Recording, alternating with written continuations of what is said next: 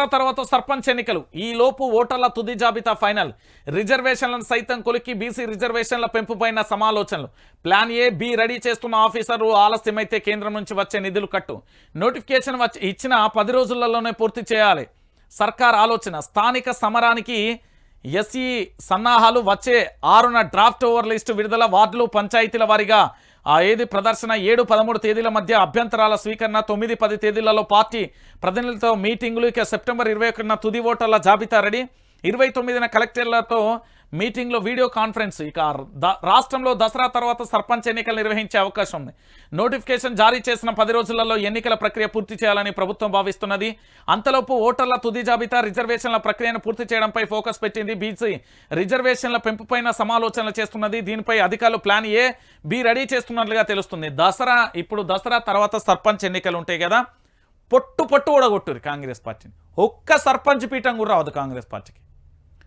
మీ రుణమాఫీ గానోళ్ళందరూ కలిసి ఏకమై కాంగ్రెస్ పార్టీని అధికారంలో నుంచి దించాలి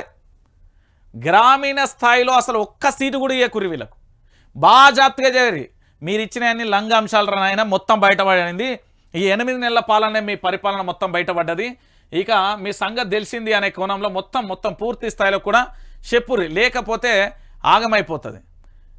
నీది కాకుంటే అప్పట్లో రేవంత్ ఇది వేరే ముచ్చట ఇది దద్దమ్మ పేపర్ కదా వివేకానంద ఇది కాంగ్రెస్ అంటది ఈ పేపర్ ఇక కృష్ణలీలలు కూడా గట్లనే ఉంటాయి మీ తెలియదే ఉంటుంది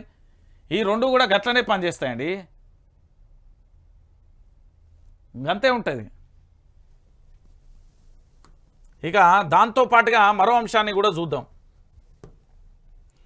ఏది పూర్తి స్థలం ఆదాబ్ హైదరాబాద్కు సంబంధించి కూడా రుణమాఫీ అంతా మాయా అంటూ కూడా కేటీఆర్కు సంబంధించిన అంశాలు కూడా చేసారు ఇక బరి తెగించిన అధికారులు మోయినాబాద్ మండలంలో 111 జీవోకు వ్యతిరేకంగా ఆక్రమణ నిర్వహణలు యథేచ్ఛగా బహుళ అంతస్తులు కడుతున్న అక్రమార్కులు పట్టించుకొని పంచాయతీరాజ్ అధికారులు ఎంపీడీఓ తహసీల్దార్ కార్యాలయం ఎదుటగా అక్రమాల కట్టడాలు సురభి హైవేను ఫుల్ సపోర్ట్ చేస్తున్న ఎంపీటీఓ కార్యదర్శులు పొలిటికల్ లీడర్లతో దోస్తీ కడుతున్న ఎంపీటీఓ వెంకటేశ్వరరెడ్డి నిర్మాణ పనులు పూర్తవుతున్నా పట్టించుకొని అధికారులు అవినీతి అధికారులపై పంచాయతీరాజ్ కమిషనర్ చర్యలు తీసుకోవాలని డిమాండ్ అంటూ కూడా ప్రధాన అంశానికి సంబంధించి కూడా హైలైట్ చేసింది 111 జీవోకు వ్యతిరేకంగా అక్రమాల నిర్మాణాలు చేపడుతుంది ఇక ఇక్కడి బొమ్మను మన ఏది హైడ్రా ఏడునో హైడ్రామా ఆపి ఇక్కడికి రా నేను చెప్తున్నా కదా ఈ ముచ్చట చూడరి హైడ్రాకు సంబంధించిన అంశం ఎట్లున్నదో ఏం కథనో మీరు అందరు చూడాలి హైడ్రా అంటారు కదా మరి ఈ హైడ్రాకు సంబంధించి ఇంకొక అంశం ఏంటంటే తెలంగాణ ప్రాంత బిడ్డలారా ఈరోజు ఈ హైడ్రాకు సంబంధించి వీళ్ళ మీద చర్యలు తీసుకుంటుందా